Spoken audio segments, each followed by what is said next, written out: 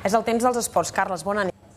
La secció de rugbi del Club Natació Poblenou s'ha convertit aquesta temporada en el primer equip estranger en jugar a Anglaterra. Ha estat a la Lliga Greene King del comtat de Hertfordshire, reconeguda per la Federació Anglesa. Després de 4 mesos de competició i quan només en falta un per acabar-la, és el moment de fer balanç.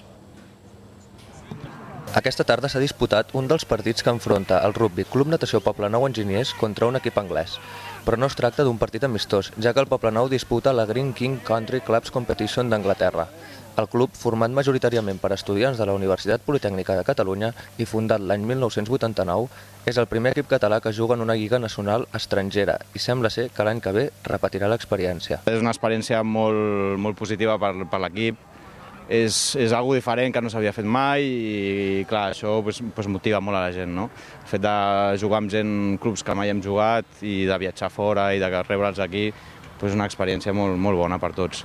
I la veritat, pensem tornar-la a repetir. De moment està sent molt positiva i esperem que així serà fins al final i que l'any que ve tornarem a estar competint allà.